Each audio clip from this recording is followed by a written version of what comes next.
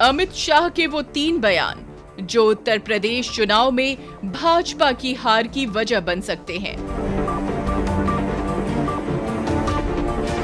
उत्तर प्रदेश में भाजपा संकट में घिरती नजर आ रही है। हाल ही में आए सी वोटर एबीपी का सर्वे भाजपा के लिए खतरे की घंटी बना हुआ है। विश्लेषक टीवी पर साफ कह रहे हैं कि अखिलेश की प्रचंड लहर का इशारा मिल रहा है। सर्वे का आंकड़ा ये कह रहा है कि एक टेक्टोनिक शिफ्ट हो रहा है उत्तर प्रदेश की राजनीति में।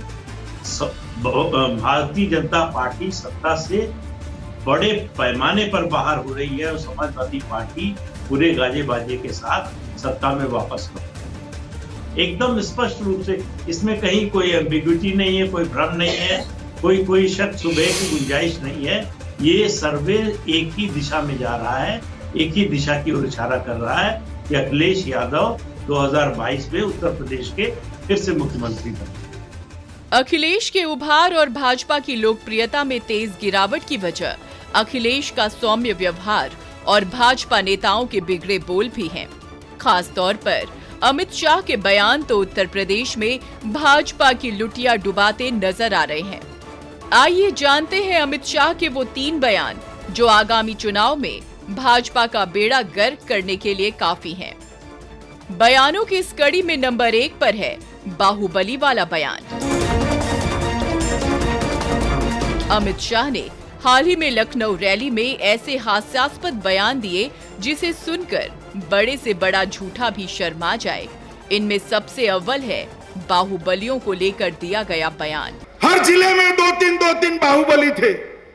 दूरबीन लेकर मैं ढूंढता हूँ, कहीं पर बाहुबली दिखाई नहीं पड़ता है भाई, कहे पर।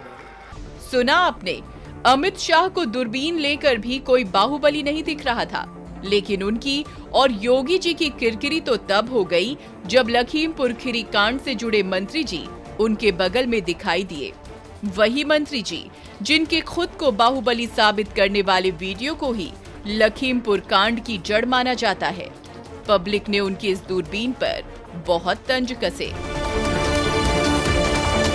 नंबर 2 पर जो बयान है वो पहले बयान का भी बाप है। ये बयान भी लखनऊ रैली का ही है। अमित शाह ने कल्पनाओं और जुमलों के सारे घोड़े इस बयान में योगी जी के लिए खोल दिए। उन्होंने दावा किया कि योगी राज में 16 साल की लड़की स्कूटी से गहने पहनकर घूम सकती है, वो भी रात को 12 बजे। कोई डर नहीं है।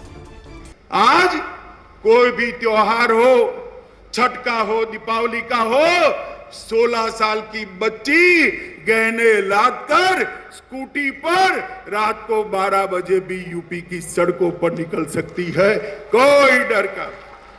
अब इस बयान पर तो हर यूपी वाले को ही हंसी आएगी। महिलाओं के खिलाफ अपराध में यूपी नंबर 1 तो है ही, साथ ही उनके इस बयान के 2 घंटे बाद ही एक महिला से दिन दहाड़े पैसे लूटकर बदमाश फरार हो गए और अमित शाह की यूपी हंसाई कर गए। नंबर 3 पर जो बयान है वो भाजपा के और उनके हिंदू संस्कृति प्रेम की पोल खोलने को काफी है। वोट के लिए राम का नाम याद रखने वालों को जब रामायण का ही ज्ञान ना हो तो किरकिरी तो होगी ही।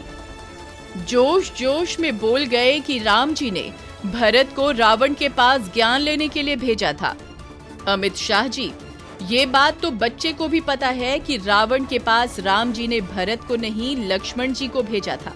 प्रभु श्री राम भरत को भेजते हैं कि रावण विद्वत जन है, इसने सुशासन के बहुत सारे पाठ अमल में लाए हैं, जमीन पर उतारा है, सोने की लंका बनाइए, उससे तनिक जाकर ये विद्या लुप्त न हो जाए, जाकर सीख लो कि सुशासन कैसे हो। और कोई झिझक के बगैर भरत को उन्होंने सुशासन के पाठ सिखाए थे।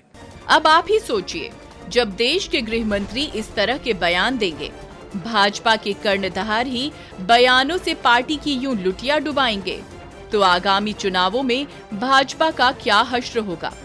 कहीं ऐसा ना हो जाए कि अमित शाह रैली तो करें भाजपा को प्रचंड बहुमत दिलाने के लिए, लेकिन अपने बयानों से प्रचंड हार का मुंह दिखा दें।